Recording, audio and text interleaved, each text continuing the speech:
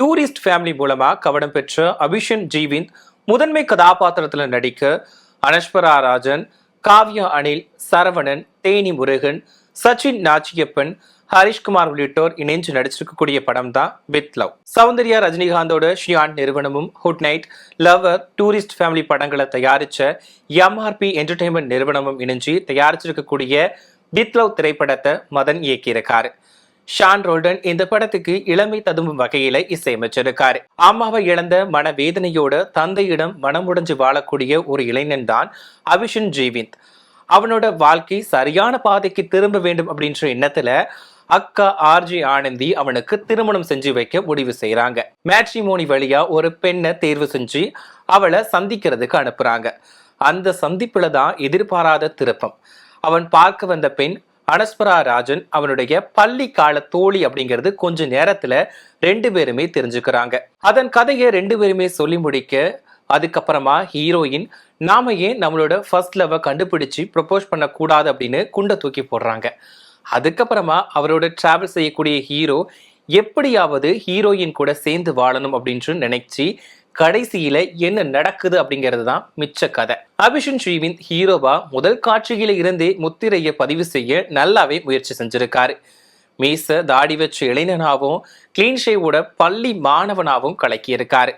பள்ளியில முஸ்லிம் மாணவிய காதலிக்கும் காட்சிகளும் அன்ஷிதாவா நடிச்சிருக்கக்கூடிய அந்த நடிகையின் நடிப்பும் ரசிக்க வைக்குது. அபிஷன் ஸ்ரீவிந்த தனது நடிப்பு அனுபவத்தால அசால்ட்டா தூக்கி சாப்பிடுறாரு அனஸ்வரா ராஜன்.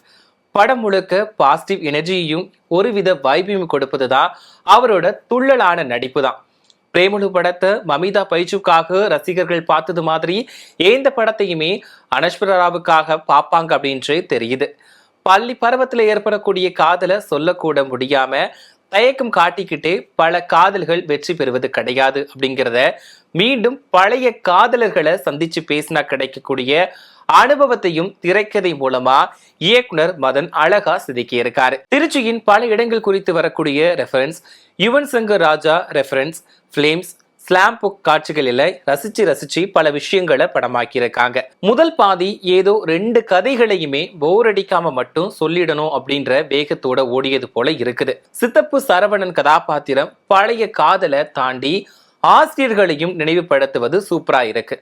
ஆனா ரெண்டாவது பாதியில வரக்கூடிய அந்த அஜித் பட பாடல் காட்சிகளுக்கு பிறகு படம் கடைசி வரைக்கும் தனது டெம்போவை குறைச்சு கொள்ளாம போகுது அப்படிங்கிறது ரசிக்க வைக்குது அப்படின்னு சொல்லலாம். ஆக்ஷன் ஹீரோ மாதிரி பலரை பந்தாடுவது போன்ற காட்சிகளை வைக்காம அடிப்பதும் சுத்து போட்டா மான் கராத்தேவை பயன்படுத்தி ஓடுவதுமான அபிஷன் சிவந்த் அடிக்கடி சிரிக்க வச்சிடுறாரு.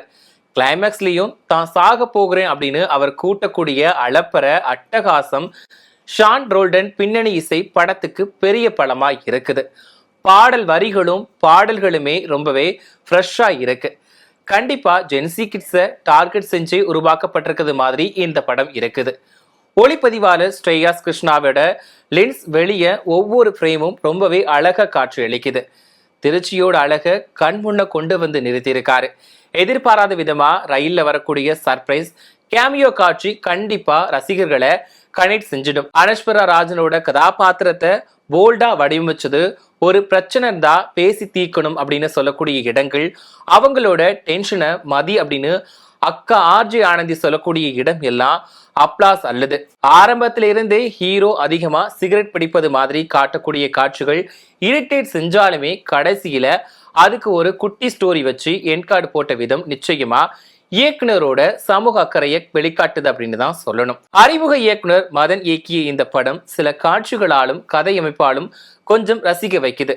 அபிஷனுக்கும் அனஸ்வராவுக்கும் இடையேயான அறிமுக காட்சியிலிருந்து விரியக்கூடிய கதையில சில திருப்பு முனைகள் இருப்பதால இறுதி வரைக்கும் அடுத்தடுத்து என்ன அப்படிங்கிறத எதிர்பார்ப்போடையே திரைக்கதை அமைக்கப்பட்டிருப்பதும் நல்லாவே இருக்குது.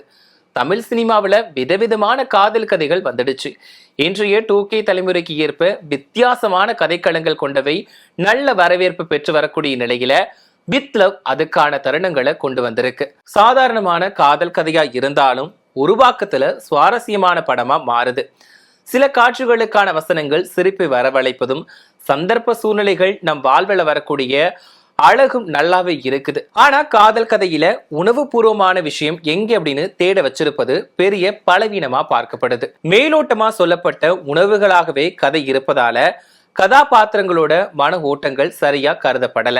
முக்கியமா செயற்கையா துருத்தும் காட்சிகளால நல்ல படமா வந்திருக்க வேண்டிய வித்லவ் பார்க்கலாம் அப்படின்ற இடத்துக்கு வந்துடுச்சு.